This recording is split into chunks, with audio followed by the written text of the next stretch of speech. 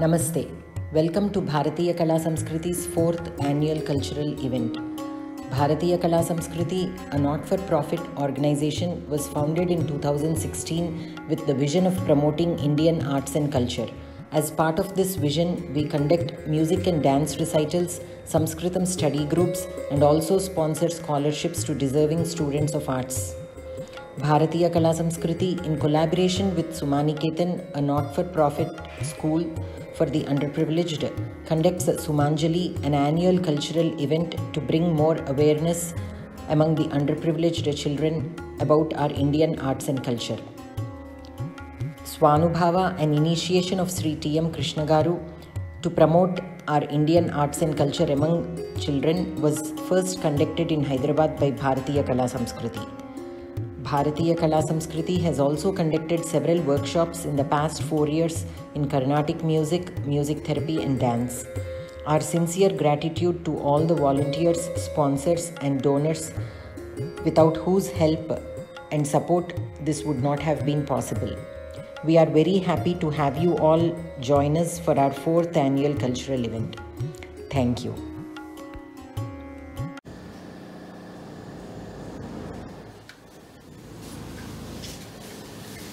Namaste. In this Sundara Katha that takes place in the Sundara Nagaram of Lanka, so far you have watched the Sundara Kapi's flight to Lanka and the description of the Lanka and search for Sita. This week, Guru Gautami will be presenting the Abhinaya for part 5 of M.S. Ramarao Gari Sundarakanda rendition, and in this part she will be depicting the conversation between Ravana and Sita in Ashokavanam. Thank you.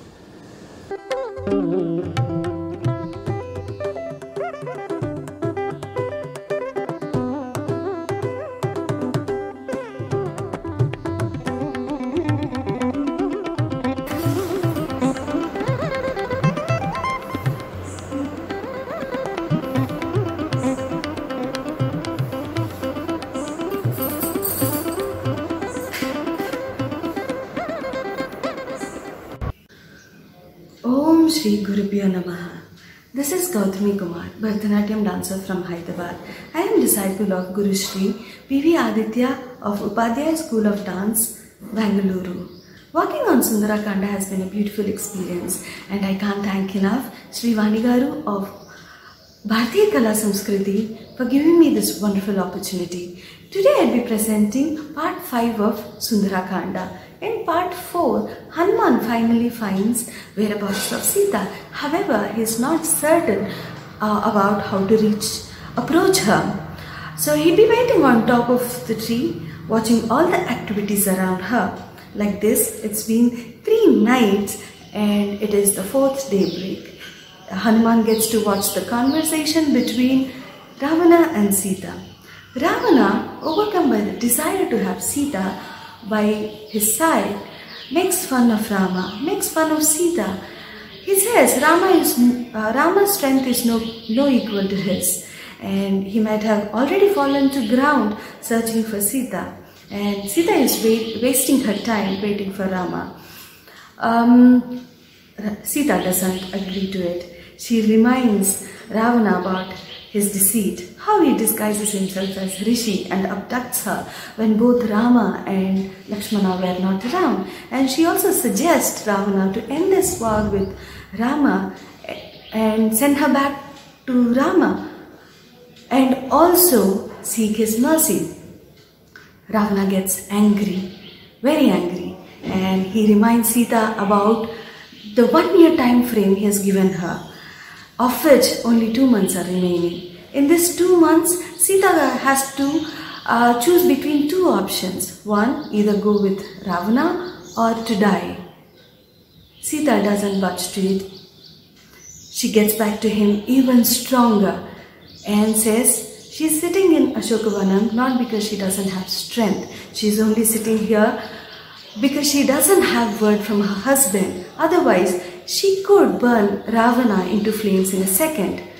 Ravana gets very furious and orders the demon guards present in Ashokavanam who have been guarding Sita to convince Sita at any cost in another 2 months, and if she fails to get convinced, the guards are free to eat her up.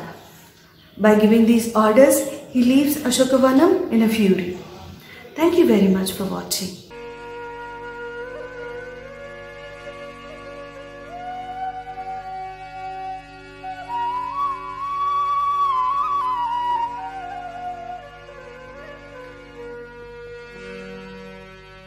మూడు జాములా రేయి గడువగా నాల్గవ జాము నడచుచుండగా మంగళవాద్య మనోహర ధ్వనులు లంకేశ్వరుని మేలుకొలుపులు క్రతువులు నచ్చు షడంగ వేద విధుల స్వరయుత శబ్ద తరంగ ఘోషలు శోభిల్లు శింశుపా శాఖలందున మారుతి కూర్చొని ఆలకించెను.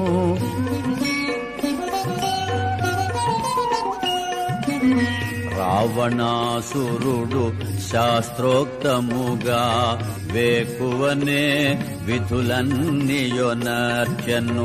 మదోత్కటుడై మదన తాపమున మరి సీతను మదిలో నెంచెను. నూర్గురు భార్యలు సురకన్యల వలె పరిసేవింపగా దేవేంద్రుని వలె దశకంఠుడు దేదీప్యమానముగా వెడలెను అశోకవనము చేరగా.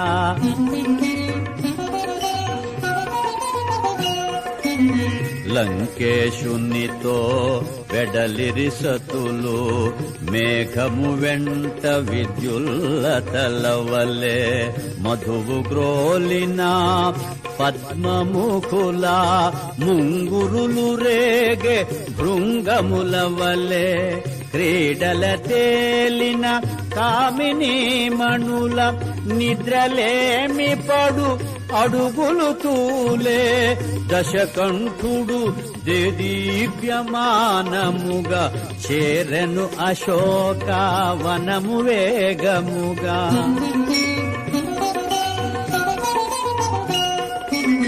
లంకేశుని మహాతేజమును గని మారుతి కూడా విభ్రాంతి చెందెను. దశకంఠుడు సమీపించి నిలిచెను. సీత పైననే చూపులు నిలిపెను. తొడలు చేర్చుకొని కడుపును దాచి కరములు ముడిచి చనుగవగాచి సుడిగాలి పడిన కదళీ తరువు వలె కటిక నేలపై జానకి తూలే. శ్రీ హనుమాను గురుదేవులు నాయద పలికిన సీతారామ కథ నే పలికదా సీతారామ కథ.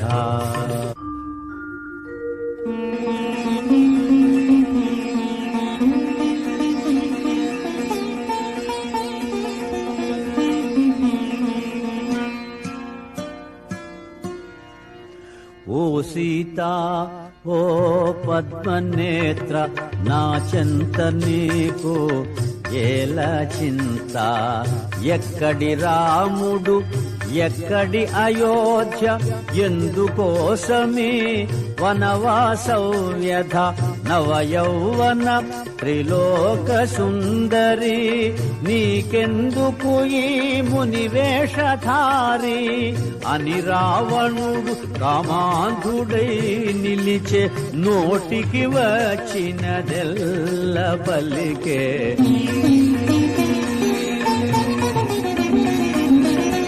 రాముడు మీకు సరిగానివాడు నిన్ను సుఖపెట్టడు తను సుఖపడడు. గతి చెడి వనమున తిరుగుచుండెనో తిరిగి తిరిగి తుదకు రాలిపోయెనో. మరచి పొమ్ము ఆ కొరగాని రాముని వలచి రమ్మునను యశో విశాల చాలుని అని రావణుడు కామాంధుడై నిలిచే, నోటికి వచ్చినదెల్ల పలికే.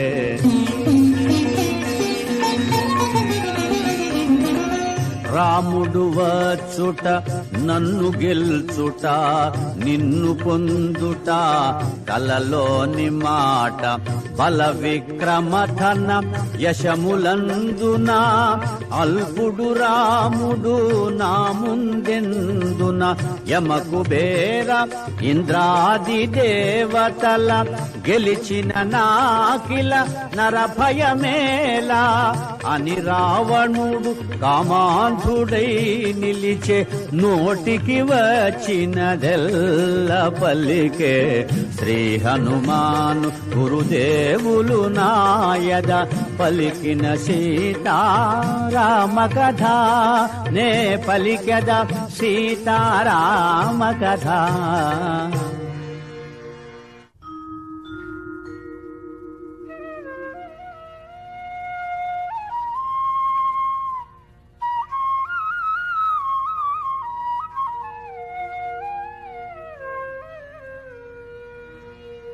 నిరతముపతినే మనమున దలచుచు, క్షణముక యుగముగా కాలము గడుపుచు.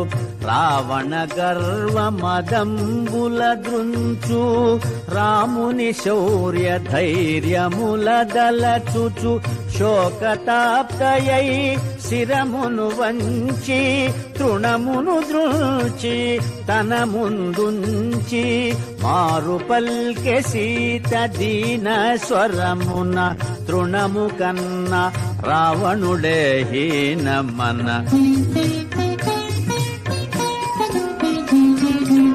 రామలక్ష్మణులు లేని సమయమున అపహరించితివే నన్ను ఆశ్రమమున. పురుష సింహముల గాలికి బెదిరి పారిపోతివి, శునకము మాదిరి. యమకుబేర ఇంద్రాది దేవతల గెలిచిన నీకి వంచనలేలా అని పల్కె సీత దీన స్వరమున. తృణము కన్నా రావణుడే హీనమన.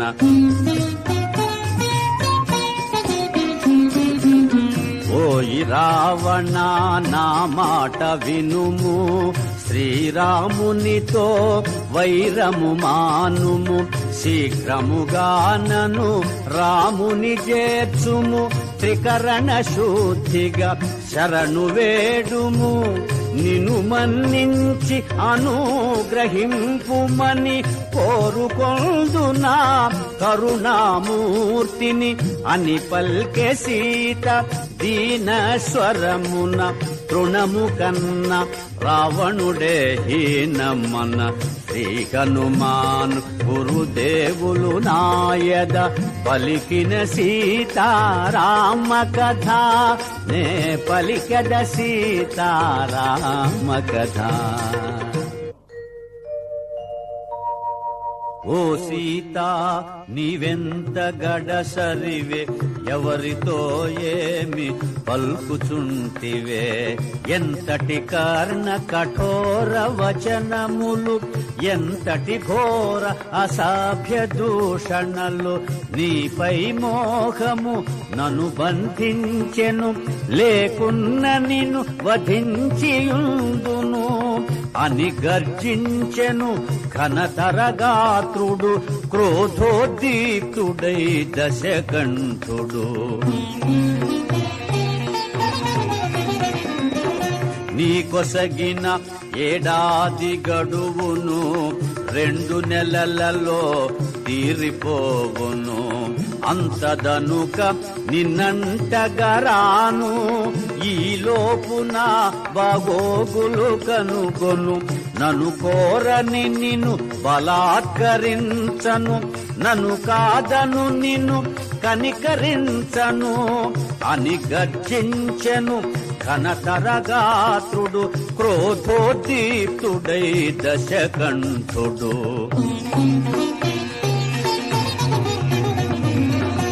ఓ ఓ రావణాన్ని క్రొవ్విన నాలుక గిజగిజలాడి తెగిపడదేమి, కామాంధుడాని క్రూర నేత్రములు గిరగిర తిరిగి రాలిపడవేమి, పతి ఆజ్ఞ లేక ఇటులుంటిగాని త్రుటిలో నిన్ను దహింపనాయేమి అని పల్కె సీత దివ్య స్వరమున, తృణము కన్న రావణుడే హీనమన. క్రోధాగ్నిరగుల రుసరుసలాడుచు కొర కొర చూచుచు నిప్పులు గ్రక్కుచు, తన కాంతలెల్ల కలవరముందగా గర్జన సేయుచు దిక్కుల దరగా, సీత నెటులైన ఒప్పించుడని ఒప్పుకొననిచో భక్షించుడని రావణాసురుడు అసురవనితలను ఆజ్ఞాపించి మరలిపోయెను. శ్రీ హనుమాను గురుదేవులు నాయద పలికిన సీతారామ కథ, నే పలికద సీతారామ కథ.